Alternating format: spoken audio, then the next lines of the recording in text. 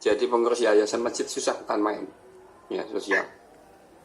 Saya tidak mengerti sebetulnya standar ini dikasih kepada pengurus itu pengurus yang berbayar atau pengurus yang tidak berbayar ya. Karena ini juga menentukan standar daripada masjid tadi itu. Mungkin saya pertanyaannya, apakah Mbak Aisyah ini menilai pengurus itu dalam konteks ini, saya tanya dulu ya, konteks kepengurusan itu profesional dibayar atau ad hoc sosial gitu ya, sehingga nanti dengan serta merta dia akan merasakan berpengaruh ya Ustaz? Pengaruh. Orang itu dibayar sama tidak ngaruh, tanya Pak Haji. Betul. Ya, kalau nggak dibayar ya pengaruh lah gitu loh. Kalau Pak Bayu nggak dibayar pun nggak apa-apa, nangis aja deh. Oke. Itu yang pertama itu apa namanya, spesifikasi masjid yang dibuat kecil, sedang atau kecil, menengah dan atau utama tadi harus lebih clear ya. Artinya apakah kecil dari sisi aset, kecil dari sisi gedung, dari parameternya itu apa? Saya kok belum bisa menangkap dengan jelas ya. Joko Karyan itu kan masjidnya nggak gede ya. Ukurannya lumayan kecil.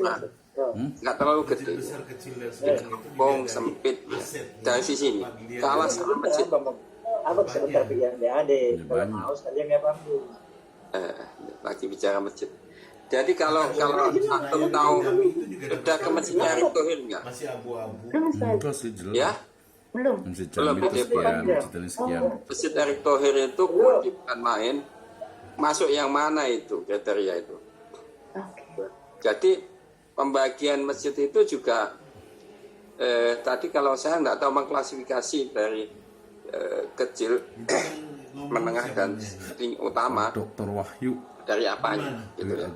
Itu pasti ada di Aisyah, pasti ada. Aisyah pasti nulis.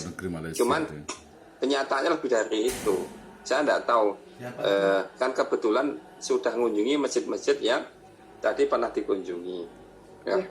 Di Malang atau Jawa Timur itu masjid punyanya Ustadz atau diwakafkan, tapi pengelolaannya oleh Ustadz semua, dan itu wakafnya dia sebagai nadir, sebagai imam, sebagai muazzin, sebagai pemegang kota amal. Itu masuk yang mana itu gitu loh. Jadi pertama yang menjadi kritisi atas tulisan ini adalah pengelompokan masjid menjadi objek penelitian, karena nanti itu menjadi penting, kategorinya smart gitu. Nah, yang kedua, ketika hukum bisnis yang Mbak Aisyah nanti membuat standar, platformnya harus jadi gitu. Jadi bukan ya tadi kan sudah kisi-kisi atau formatnya sebenarnya sudah bisa digambarkan ya. Tapi harus IT minded, jadi harus diterjemahkan dalam format yang IT based atau software, harus itu. Jadi langkah berikutnya ini harus ada, sehingga kalau dikasih diinstal gitu dengan input gitu deh. Karena ini hasilnya sangat luar biasa, artinya sudah terpetakan poin-poin tadi dengan pendekatan IWM dan Islamic Management tadi sudah terpetakan. Nanti tinggal diinput kan gitu dengan software yang ada, dan itu bisa yang harapan awal Excel aja bisa, Excel koneksi itu bisa. Saya bisa gitu. Ya itu yang kedua. Bisa nggak? Ini coba ditanggapi dulu kali, biar saya nggak lupa karena saya. Oh iya Ustaz. Nomor satu tadi gimana pembagian strata masjid dengan yang dibuat tadi kan pendekatannya hanya kecil, menengah dan utama. Realitanya itu lebih dari itu realitanya. Iya Ustaz. Waktu itu kami juga pernah baca beberapa literatur yang menyebutkan tentang kategorisasi masjid. Jadi masjid dari segi tipologinya, ada masjid dari segi jenisnya, dari segi tadi kata betul jumlah asetnya. Jadi ada mungkin masjid kecil, ukurannya kecil gitu ya, tapi asetnya banyak. Jadi dilihat dari asetnya dan lain-lain. Tapi kalau misalkan yang Aisyah jadikan sebagai standar atau rujukan di sini, sejauh ini masih terbatas pada masjid-masjid yang Aisyah temui, salah satunya yang menjadi sampel dari penelitian grounded teorinya Ustaz. Memang nggak bisa dipukul rata dengan masjid-masjid yang ada di Indonesia, tapi Aisyah jadikan ini masukan untuk mencantumkan seperti apa kategori masjid yang lebih clear batasannya antara masjid kecil itu apa kategorinya, masjid yang menengah itu seperti apa, dan masjid yang utama itu seperti apa. Itu belum ada sih Ustaz memang. Ya itu harus stated ya jelas, sehingga nanti yang dibuat itu tadi direkomendasikan, artinya divalidasi itu oke semua kan. Saya lihat validasi dari tokoh tadi ya, walaupun satunya temannya sendiri. Iya, sebetulnya kita coba mengontak Madam Ani Ustaz. Ya, tapi tidak apa-apa, karena punya kompetensi tidak apa-apa memberikan validasi, tidak apa-apa. Hanya saja harus dipastikan ya, harus dipastikan bahwa tipologi masjid itu kena gitu loh. Kita kasih software nanti tertolak. Kenapa? Oh tidak perlu, saya nggak perlu itu gitu loh. Ya itu penting gitu, tipologi apa, sehingga kalau kita mengenakan itu terus ribet banget gitu ya, orang yang ini masjidnya sendiri nggak mau dia, ya masjid yang kayak apa. Oke. Ya, masjid tipologi sangat penting ya untuk tadi apalagi sudah punya referensi tipe masjid dari sisi jamaah, dari sisi aset, dari sisi besaran fisik gedung, dari sisi apa, sehingga ini punya standar beda-beda. Nah, kriteria sebenarnya ini kalau ya dari sisi activity gitu, dari sisi activity kalau saya lihatnya. Ya, jadi masuk ke aktivitas utama karena banyak makmur dianggap aktivitas, kan gitu. Jadi sisi mana sehingga kita tidak bisa kebiahuyah, artinya tidak bisa menyamaratakan. Karena nanti kalau di misalkan Masjid Muhammadiyah itu punya seragam yang jelas ya, tapi di NU itu macam-macam ya. NU itu seragamnya macam-macam, sama hijaunya, tapi hijaunya macam hijau tua, hijau muda, ya macam-macam ya. Sehingga tipikal masjid yang saya jumpai misalnya Jawa Barat itu banyak masjid gede tapi nggak punya lahan parkir. Banyak gitu masjid gede-gede, saking gedenya itu masjidnya besar dan memang muat banyak tapi nggak ada lahan parkir. Kebesaran bangunannya. Ya, saya nggak tahu apa tipologinya, karena dulu ya mungkin yang sering mudik ke kampung dulu ya, zaman saya masih belum ada jalan tol dan sering mudik ke kampung. Itu ada masjid tipologinya memang hanya untuk nyari kasnya di masa pulang kampung hari libur. Di Indramayu, di Pantura itu masjid memang buka amalnya, usahanya ketika ada arus mudik. Itu ada gitu loh. Jadi jumlahnya dia hanya pada saat Ramadan sama Lebaran, setelah itu sepi dan bahkan tutup. Itu kejadian. Maka tipologi masjid betul. Nah, yang kedua pertanyaan saya gimana? Tadi implementasi dalam software atau IT based ya Ustaz. Oke, terus yang itu bisa ya, tapi bisa itu ya? Ya Ustaz, insya Allah. Kalau misalkan masih di Excel atau mungkin dalam bentuk semacam mind map begitu, bisa. Cuman kalau dalam bentuk softwarenya kayaknya butuh waktu juga ya. Apa enggak, artinya sebagai property right-nya Mbak Aisyah, jadi ini buat aja. Nanti kan property right itu kan punya hak dilindungi undang-undang nanti. Ya, terus kalau sudah brandnya dibuat apa manajemen AAS mungkin Asia As-Salafiyah, jadi ada punya brand, kasih sumbangkan, kalau nggak dijual disumbangkan, itu jadi properti. Dan dalam bentuk software siapa mau ngunduh gratis, itu juga satu properti. Jadi menjadi amal jariah Mbak Asia, jadi luar biasa. Ya, caranya gitu, punya blog, punya website, ya nanti dimuatkan, silahkan unduh. Dan langsung dapat kursus bahasa Arab, bayar cuma 1.000. Gampang. Jadi monetasi aset ini menjadi penting ya. Bidang saya. Oke. Tadi yang ketiga tadi pertanyaan tentang kepengurusan seperti apa yang ideal melaksanakan itu. Apakah pengurus itu profesional itu dalam masjid dibayar atau gimana ya menurut Mbak? Sejauh ini kalau yang Aisyah lihat Ustaz, memang yang idealnya, dan karena ini sifatnya ideal manajemen keuangan masjid ini digunakan idealnya seperti ini begitu ya, maka yang menjadi rujukan Aisyah adalah masjid-masjid yang idealnya pengurusnya memang dibayar. Kalau Aisyah pribadi banyak sekali melakukan penelitian ke Masjid Andalusia, jadi kayaknya terpengaruh juga Ustaz, seperti rasanya tuh Aisyah melihat kayak masjid yang ideal seperti ini yang mereka memang pengurusnya mendapatkan bayaran sehingga mereka mudah ketika ada program-program baru mereka bisa melaksanakan karena mereka punya tanggung jawab karena udah ada haknya gitu. Tapi kalau misalkan untuk masjid-masjid yang di dekat rumah itu kan ada masjid yang pengurusnya kadang-kadang enggak gitu-gitu. Sekarang dipindah-pindahin ke itu.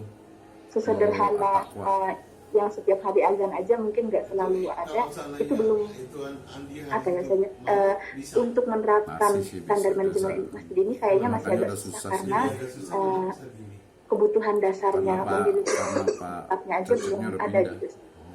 Dia punya kampus sendiri. Ya jadi kalau membedakan pengurus sama apa ya, pengurus yayasan itu sama pengelola atau pekerja di masjid itu paling berbeda.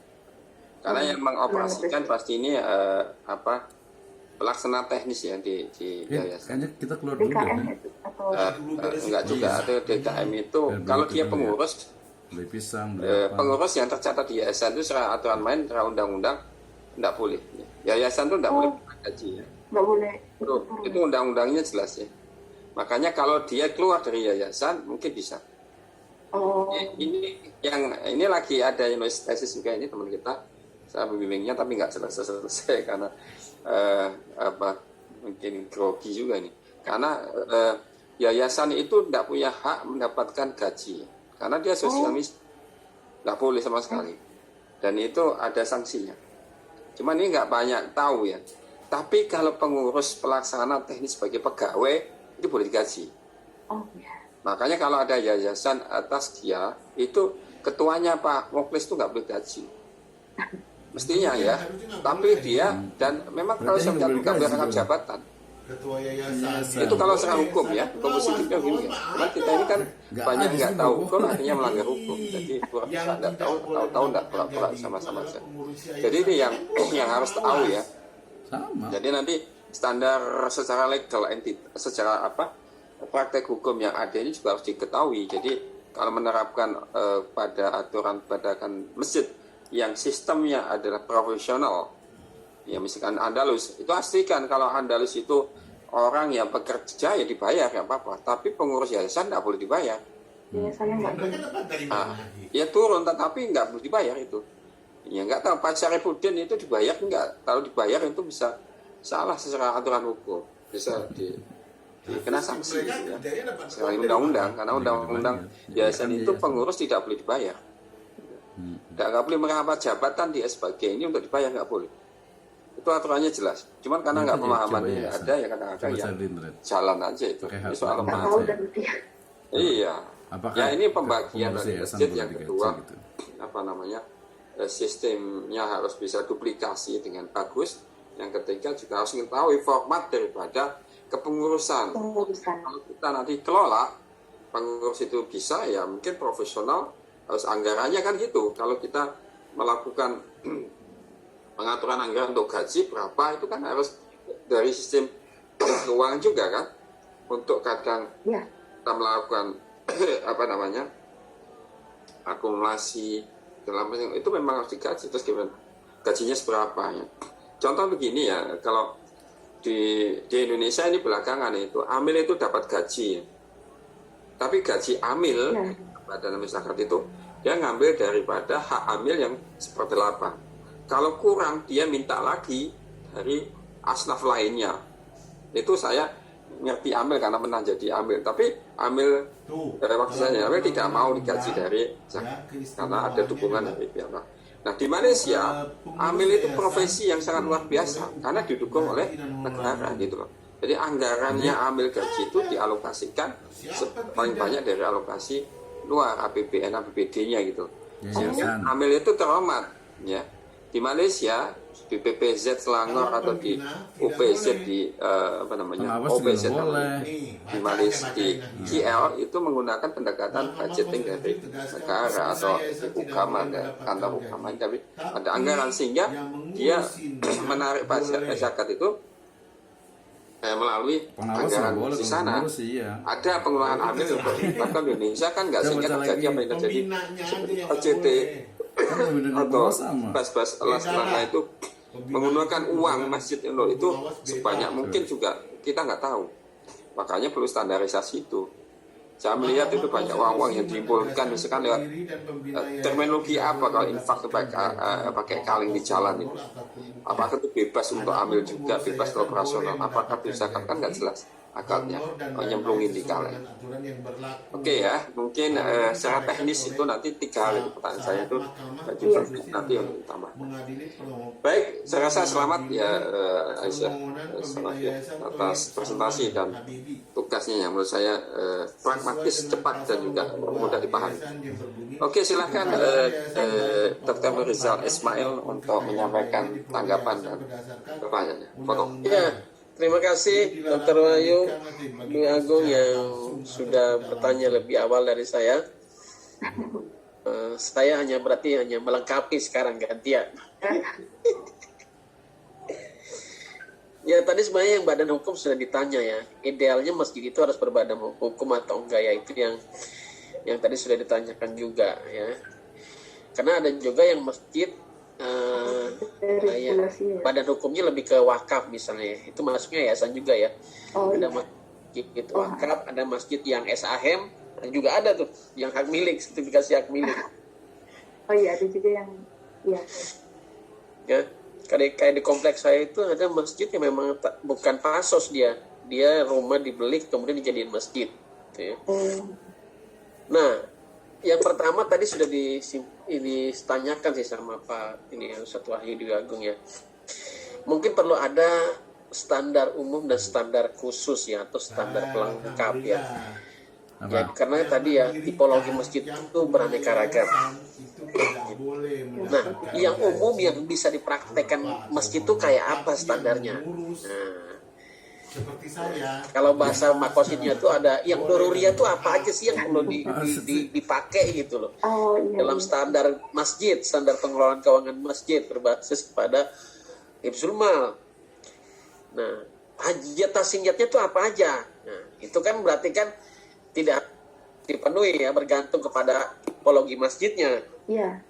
Kalau saya lihat ini kan umum ya, kalau tadi standar pengelolaan keuangan masjidnya lebih umum ya. Iya, belum ada prioritas mana yang harus tadi doruriyah pastinya. Jadi kalau bisa ada standar yang umum, mana sih yang umum semuanya bisa pakai tuh. Masjid perusahaan ya, kayak kan masjid Pertamina punya masjid pantas, kemudian ada masjid komplek ya dan sebagainya ya. Nah, yang umum itu apa aja yang harus dipenuhi? Nah, tambahannya seperti apa? Saya rasa itu akan lebih